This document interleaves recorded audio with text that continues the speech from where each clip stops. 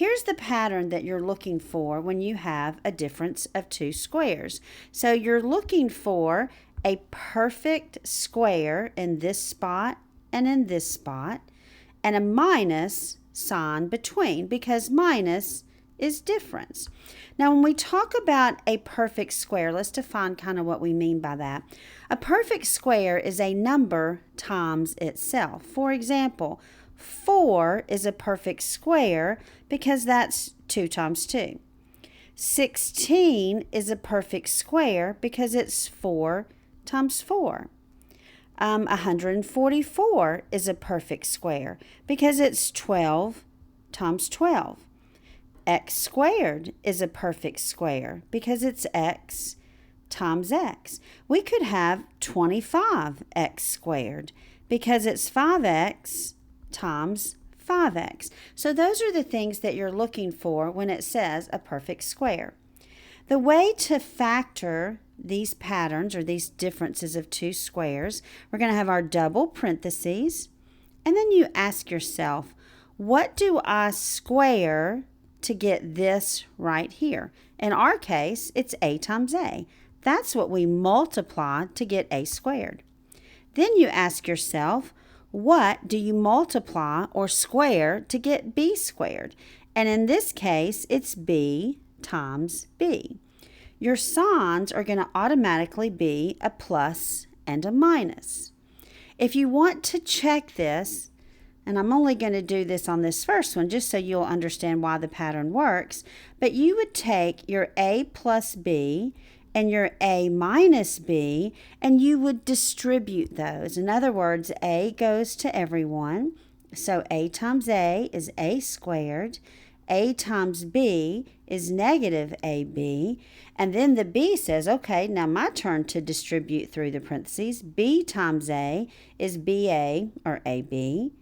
And b times negative b is negative b squared. Now, I distributed, but that's the same thing as FOIL, if you think of it as FOIL method.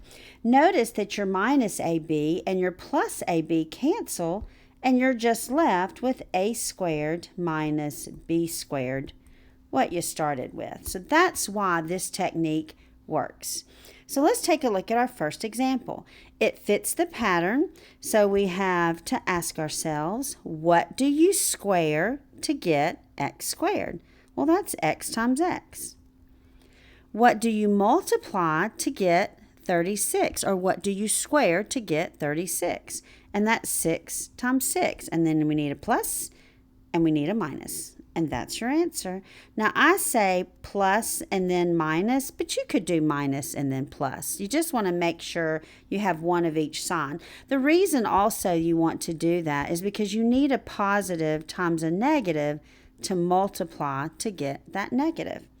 All right, let's take a look at example 2. It fits our pattern, so let's ask ourselves, what do you square to get a squared? Well, that's a times a. What do you square to get 16b squared? Well, that's 4 times 4 to get 16, and b times b to get b squared. And then I need a plus and I need a minus. And it's that simple. Just follow your pattern. Look at example 3. This is also a difference of two squares. So let's draw our parentheses. And this time they put the numbers first, and that's okay. Just know that if they put their numbers first, you've got to put your numbers first. So what multiplies, or what do you square to get 49 is 7 times 7. It means the same thing times the same thing. Then what do you square or multiply to itself to get y squared is y and y. And I need a plus and I need a minus. Okay, let's take a look at example 4. On this one right here, it fits our pattern because this is 5 times 5, x times x. Now, this number may not be one that you're just real familiar with. So, if this happens, go to your calculator and hit your square root button. And if you take the square root of 289, you'll find out that's 17. So 17 times 17 is what gives you 289. So put it in the pattern, 5x and 5x, that's what you multiply or square to get 25x squared. And we just said the calculator helped us with 17 times 17. Then I need a plus and I need a minus. Let's take a look at example 5. Now, as I look at this one right here, notice these are not perfect squares. So I have to think, what else could I do? But if I look closely, I see there is a greatest common factor that I need to take out, a GCF. 2 goes into both of those. 2 divides into 98 49 times. And then your c squared, we didn't touch that, minus 2 divides into 2 one time. So now that I took out the greatest common factor, I do see that I have a difference of 2 squares. Bring your 2 down, do your double parentheses, and then ask yourself, what do we square to get 49? 7c and 7c. And then some people don't think about 1 as being a perfect square, but it is because it's 1 times 1, and you need a plus and you need a minus. Okay, let's take a look at example 6. So as I look at this, it's not a difference of 2 squares as is. I'm really suspicious of it though, because I see this x squared and this y squared, so my mind is thinking that, but once again, there's a greatest common factor. When I look at 80 and I look at 605, I know that a 5 goes into both of those, so let's take a 5 out. So 80 divided by 5 is 16. Bring down your x squared minus 605 divided by 5 is 121, and bring down your y squared. All right, from here I see that I have my difference of 2 squares. And if you want to, you could pause the video and try it on your own and then come back and check. So you have 16x squared. Well, that's 4x times 4x, because 4 times 4 is 16, and x times x is x squared. For 121, maybe you know that's 11 times 11, but if for some reason you don't, just go to your calculator and take the square root of 121, and it's 11y and 11y. Then I need a plus and I need a minus. Let's take a look at number 7. Again, looking at this, I don't have perfect squares right off the bat, but I do see that it looks like that I've got a common denominator. So what I want to do is take out a 6 and an x. Actually, that was not a common denominator. That was a greatest common factor that I can take out.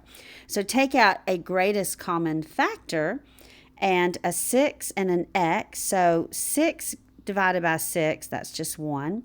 On your x's, if you have 3 and you take out 1, that leaves you with 2, minus 6 divides into 150 25 times, and then the x's are a cancel.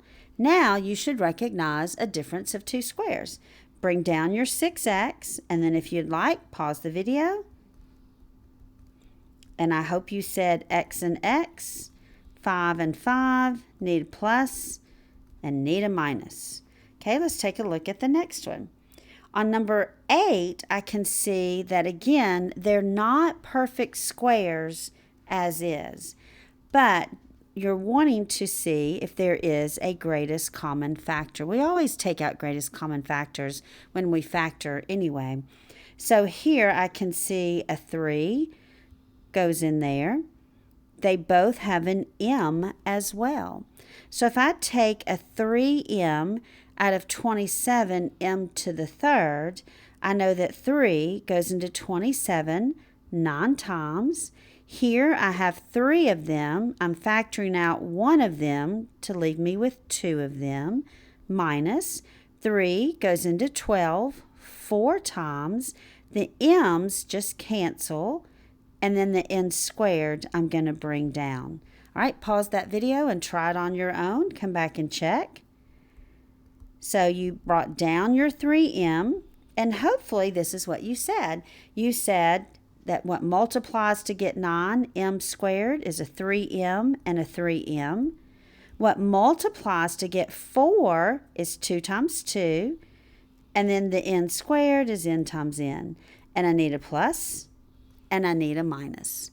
All right, these last two examples are examples that are very common. These right here I call a double difference of two squares. So you have a double difference of squares, and you'll see what I mean when I work these. Also notice that's an x to the fourth. You're used to x to the second power, but technically x to the fourth is also a square. So I'm going to start it out just like I normally do, and I'll say, what do I square to get 16, which is 4 times 4? And to get x to the fourth, well, that's just x squared times x squared. And then 1, of course, is 1 times 1. And I need a plus and I need a minus. Now, as I look at this, and this is why we call it a double, because this one right here can factor again. This is a difference of two squares. This one is not a difference because of that plus sign. So therefore, just bring that one down. And then let's double those parentheses again. So whatever we squared to get 4x squared is 2x and 2x. What do I square to get 1 is 1 times 1, and need a plus and need a minus. So it's a double difference of two squares. All right, let's take a look at this last one. On this one right here, so I also notice this is a double difference, you'll see.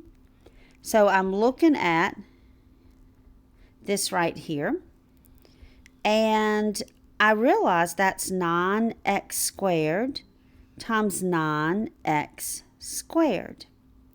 Now 625 may not be one that you just are real familiar with. So again, go to your calculator, take the square root of 625, and it will tell you that that's 25 times 25. So that's going to be 25y squared and 25y squared. Need a plus, need a minus. That I cannot do anything with because it's a plus sign there.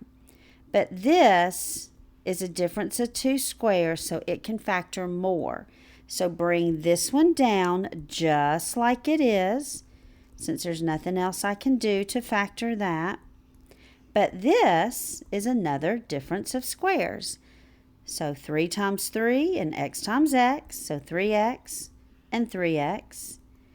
And 5y times 5y, because 5 times 5 is 25. And y times y is y squared. Need a plus, need a minus. And that's how you factor a double difference of two squares. If you need more practice on factoring the difference of two squares, be sure to watch my practice worksheet video on this topic. There you can watch me work more examples. You can even pause the video, try the problem on your own, and then start the video back to check your answer. Again, if this video was helpful, please like and subscribe to my channel. See you next time.